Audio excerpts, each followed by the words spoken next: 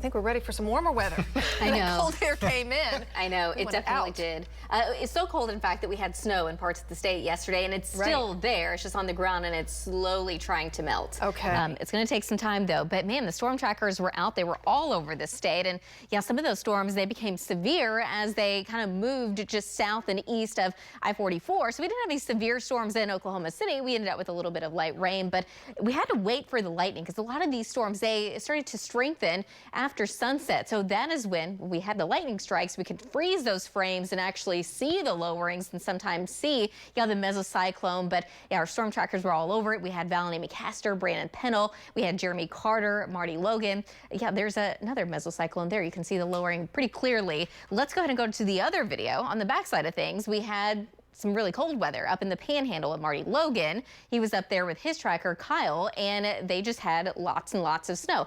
Animals, yeah, they were pretty much enjoying it. They haven't had a whole lot of moisture recently, and this is pretty much all we're going to get for at least several days. We do have some storms on the way, though, and we're going to talk about them. Let's go ahead and go to Lynx 1. So here we go. So these are the reports. Here's the thing. A lot of these are just going to be hail and wind reports from yesterday.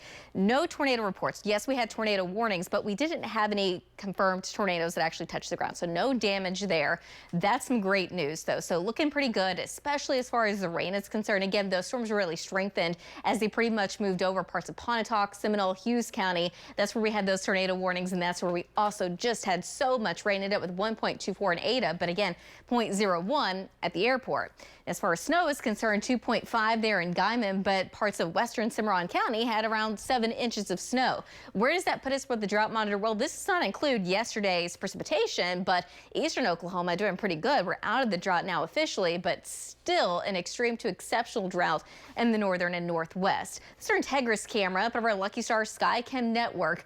It's cold and cloudy right now, 35 degrees, and north-northwest wind at 24 makes it feel more like 23 degrees. Temperatures in the upper 20s in the northeast, but upper 30s and low 40s in the southwest, with a northwest wind between about 20 to as much as around 30 miles an hour. So wind is slowly trying to come down. Feels more like the upper teens and 20s across the north, low to mid 30s across the south. Again, about a 30-degree difference compared to where we were this time yesterday, and still anywhere between 30 to 40-degree difference just south and east of I-44. So there's where that storm system is. Still showers and storms, some snow associated with it as it moves closer to the east coast. We still have some cloud cover here, but eventually overnight tonight we will start to clear out, and it's going to get even colder. Temperatures drop down into the teens and 20s overnight tonight, but over the next couple of days it will look a little bit more seasonal. Temperatures will climb back into the 40s and 50s.